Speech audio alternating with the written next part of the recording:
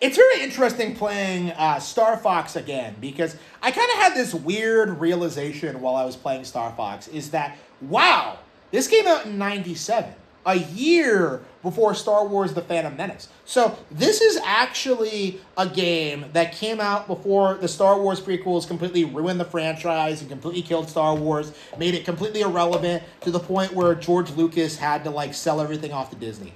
Okay, like Star Wars has been bad for the past 30 years. And the mindset among fans is that this is not the case, that Star Wars is healthy, that people still care about this brand, and that the prequels were great.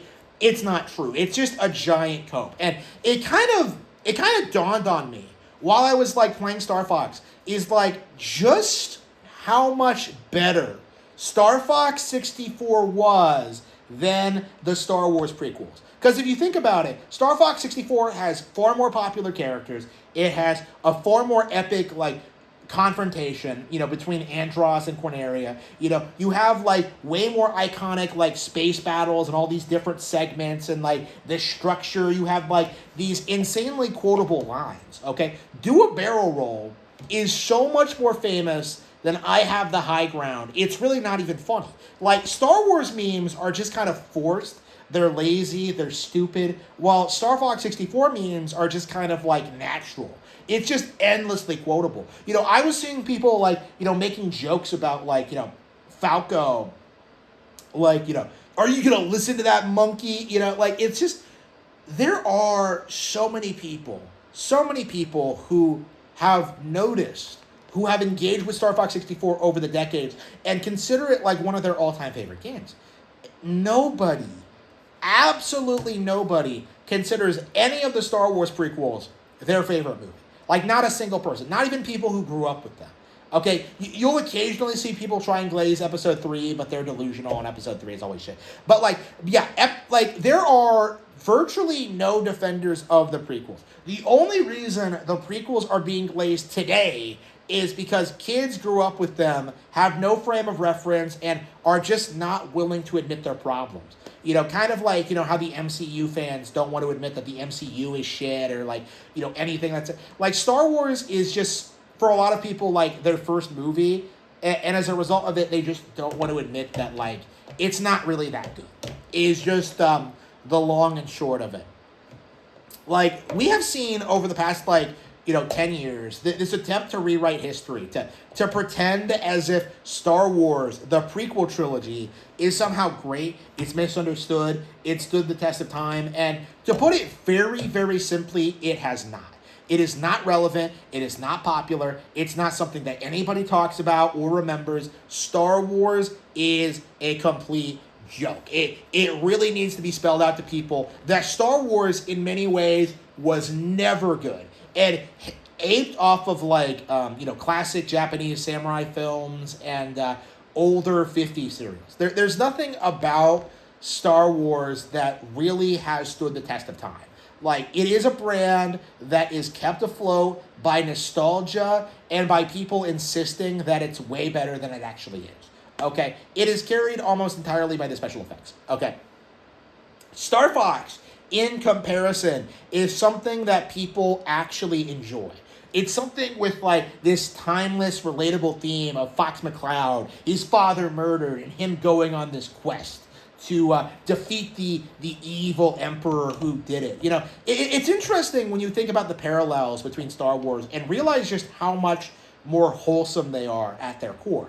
Because James McCloud never turns to the dark side. He never cucks out. He never, like, force chokes Fox's mother, Vixie, and, like, kills her. No, like, he goes off, he dies in battle, dies a hero, and Fox is essentially trying to live up to his legacy. It's kind of like Luke in, like, Episode 4, where, like, he thinks he's doing what his father did, but in actuality, his father was a piece of shit, who completely ruined everything for everyone.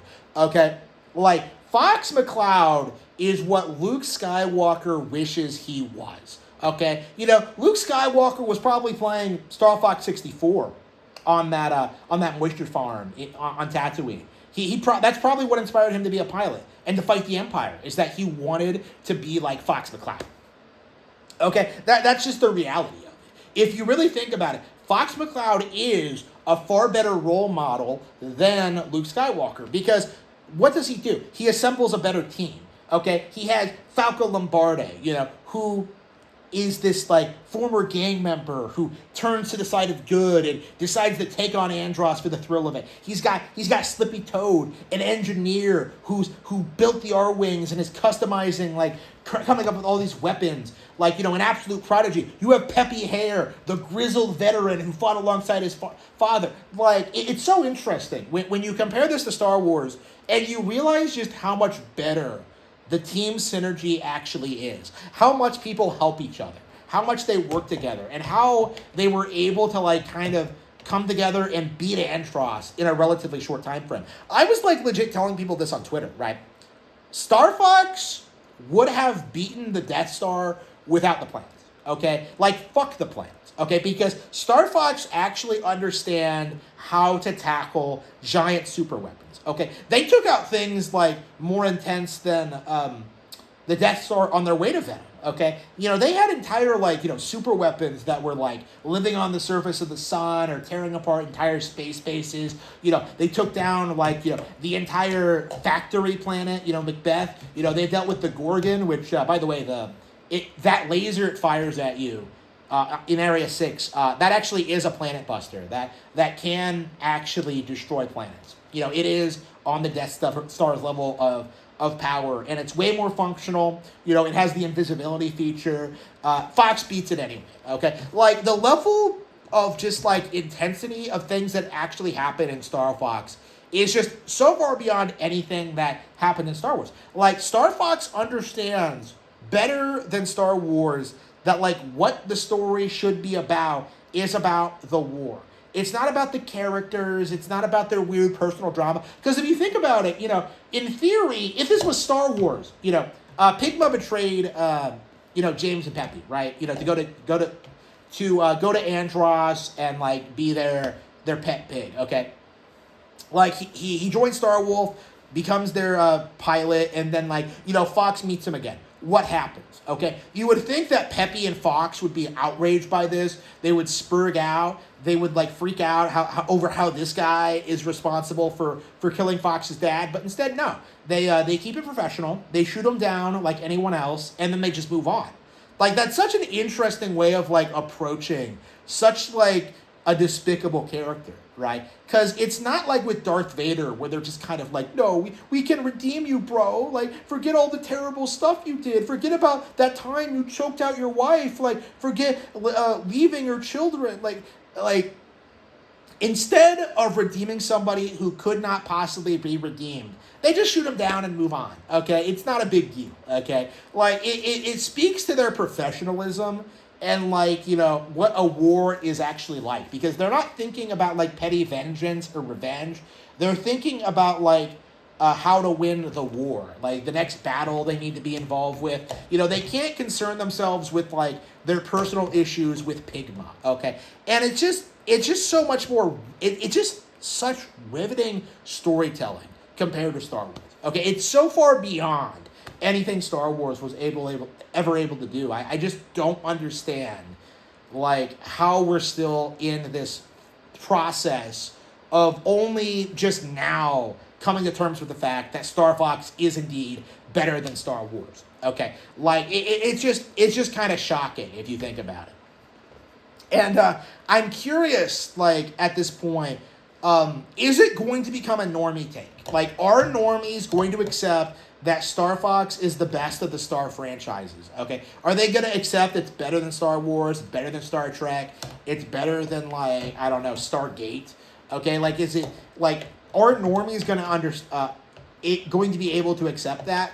I feel the American cultural zeitgeist, they really do seem to think that movies are the pinnacle of culture and entertainment. It doesn't matter that video games make more money and that more people play them and they stay relevant longer. It doesn't matter that more people have played Star Fox 64 than have seen the Star Wars prequels, okay? It doesn't matter that Star Fox is way more popular than any of the Star Wars movies. To normies, it doesn't matter. Because as long as Star Wars has that, image of being, the defining American cinematic classic, people just aren't going to accept it. You know, it's just like with the Disney thing, right? Like, because it's an American product and because it's something that's considered like a cultural icon, people just don't want to admit that like some random Japanese game like far surpassed it in every way imaginable. Like, it's just absurd, and it really does need to get called out. Like, the Star Wars prequels are complete slop, and there is no salvaging any of it going forward.